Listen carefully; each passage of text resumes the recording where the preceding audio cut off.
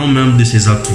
Les atouts de la Côte d'Ivoire. D'abord, parlons des ressources naturelles qui sont si abondantes en Côte d'Ivoire. La Côte d'Ivoire, il faut le redire, est une terre bénie de Dieu. Outre les énormes ressources, la Côte d'Ivoire ne connaît aucune calamité naturelle. Ni tremblement de terre, ni volcan, ni tsunami comme ce qui se passe ailleurs. Ensuite, la main-d'œuvre est abondante et jeune. En effet, 60% de la population ivoirienne a moins de 30 ans. Enfin, la situation même de notre nation, la Côte d'Ivoire, est très stratégique en Afrique. La Côte d'Ivoire est située à mi-chemin entre l'Afrique du Nord et l'Afrique du Sud. Et elle possède 2 grands ports qui lui permettent d'acheminer directement ses produits finis dans le monde entier et devenir ainsi un hub commercial pour les pays africains environnants. C'est la porte d'entrée de l'Afrique. Alors, on pourrait dire de façon synthétique, investir en Côte d'Ivoire, c'est investir l'Afrique. Alors, après avoir analysé les atouts de la Côte d'Ivoire, regardons maintenant les axes de développement que la Côte d'Ivoire pourrait utiliser. Donc, en tenant compte de tous les aspects que nous avons mentionner, notamment le marché mondial qui aujourd'hui est abondant, accessible, l'Internet qui aujourd'hui nous permet d'accéder au marché mondial, les capitaux qui sont abondants et bon marché, les atouts de la Côte d'Ivoire, en tenant compte de tous ces aspects que nous venons de mentionner, nous ne pouvons que proposer à la Côte d'Ivoire la vision suivante. L'axe de développement que nous suggérons à la Côte d'Ivoire, et cet axe de développement est axé sur 3 points précis. En 1, la transformation industrielle de toutes les matières premières. En 2, la détasse, le duty-free. Et en 3, la déréglementation. Prenons le premier cas. Parlons donc de la transformation industrielle de nos ressources naturelles. Il faut dire qu'aujourd'hui, nous n'avons plus le choix que de passer à la transformation locale de nos matières premières si nous voulons sauver, du moins économiquement, notre nation. Si nous voulons vraiment prendre en compte les aspirations de nos planteurs, nous avons l'impératif, nous avons l'obligation, nous avons l'urgence de passer à la transformation de toutes nos matières premières. En effet, cela également va nous permettre de multiplier par 20, voire par 50 la valeur de nos matières premières et d'autre part de créer des millions d'emplois pour nos citoyens. La question qui va se poser maintenant, puisque nous préconisons donc la transformation, la question qui se pose c'est comment financer notre industrialisation. Et cela sans augmenter notre endettement et nos impôts. Pour résoudre cette quadrature du cercle, une solution s'impose. Elle consiste à attirer chez nous les capitaux et les investissements étrangers. Et ce, grâce à la détasse et à la déréglementation. La détasse, qui est un système fiscal qui va consister à simplifier le système de taxation, va nous permettre d'attirer des capitaux et des investisseurs qui disposent actuellement des fonds très abondants, le quantitative easing dont on parlait, et qui cherchent justement à échapper à l'enfer fiscal occidental. Et ces fonds trouveront donc dans une Côte d'Ivoire détassée des opportunités d'investissement qui va leur rapporter un très fort retour sur l'investissement.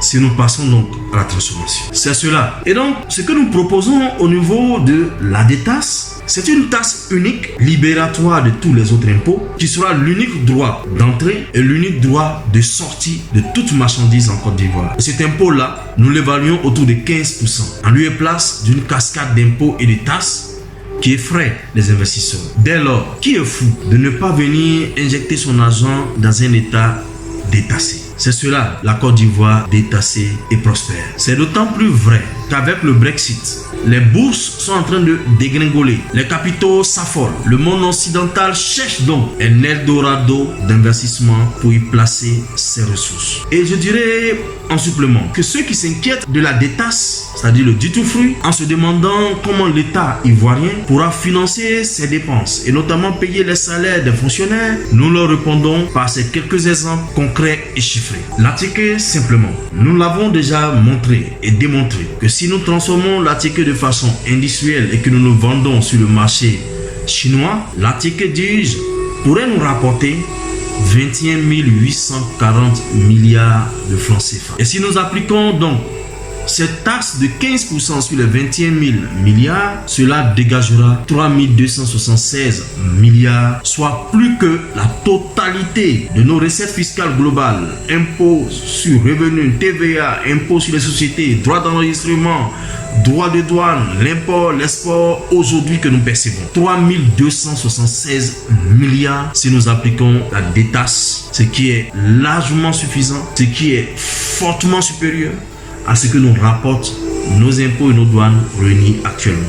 Et ces chiffres que je viens de donner ne concernent qu'un seul élément de notre projet d'industrialisation, de l'ATK. À côté de l'ATK, vous le savez, il y a beaucoup d'autres produits. La NACAD, qui aujourd'hui ne s'achète plus, la noix de cajou, la mangue, l'ananas, le soja, et je ne parle même pas du cacao et du café, comme vous savez, l'EVA et autres. En plus du marché chinois que nous avons retenu, il faut aussi ajouter le marché européen, le marché asiatique, le marché américain. Regardez les ressources que la Côte d'Ivoire pourrait engranger.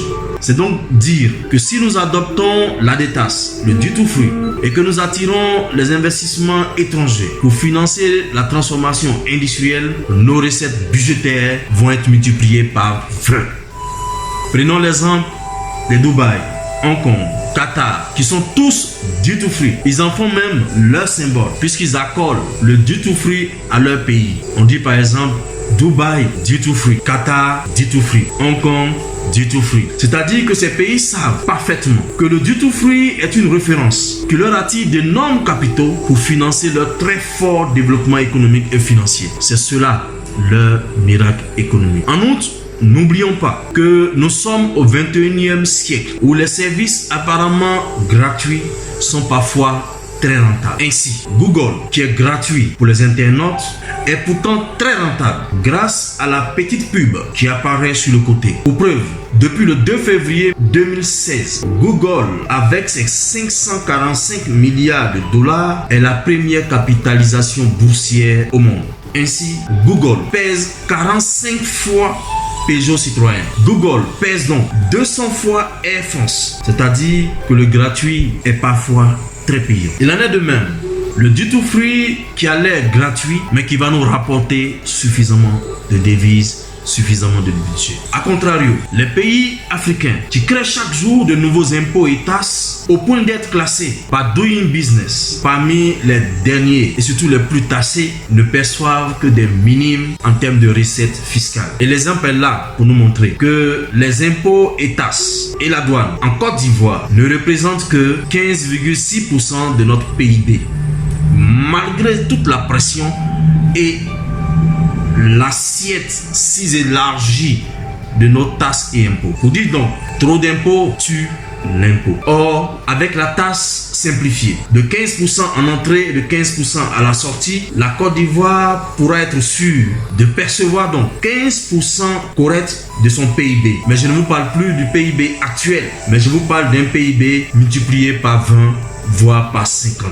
Ainsi, avec aujourd'hui la Côte d'Ivoire un PIB qui tourne autour de 20 000, nous aurons un nouveau PIB qui va tourner autour de 200 000 à 400 000 milliards de francs CFA. Faites votre calcul en imposant les 15%. Vous verrez que le duty free rapportera plus de devises, plus de ressources à notre nation. Parlons maintenant de la déréglementation que nous recommandons.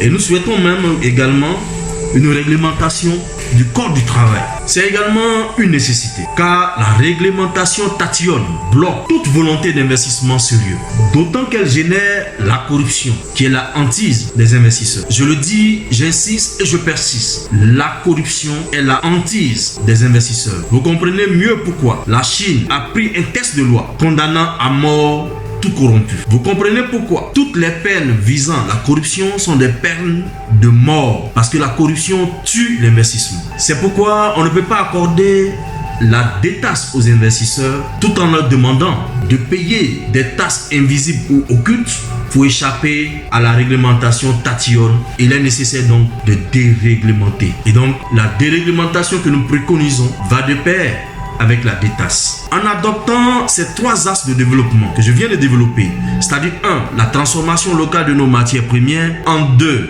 la DETAS pour attirer les investissements, et en 3, la déréglementation, la Côte d'Ivoire détassée et déréglementée va attirer des investisseurs et des capitaux étrangers qui viendront massivement chez nous pour monter des usines de transformation et conquérir ainsi le marché mondial à partir de la Côte d'Ivoire, tout comme Singapour, Malaisie et la Corée du Sud. Alors, le schéma de développement, le schéma de stratégie que nous préconisons donc à la Côte d'Ivoire se présente comme suit. Transformation industrielle pour produire beaucoup d'emplois, pour créer beaucoup de richesses. Mais pour que la transformation industrielle soit soutenue financièrement ou reçoive les financements qu'il faut donc pratiquer la DETAS ou le duty free. Le duty free va nous permettre, la DETAS va nous permettre d'attirer les capitaux du monde et d'attirer des investisseurs. Il faut aussi appliquer la déréglementation pour que les investisseurs puissent venir ici placer leur argent pour nous permettre de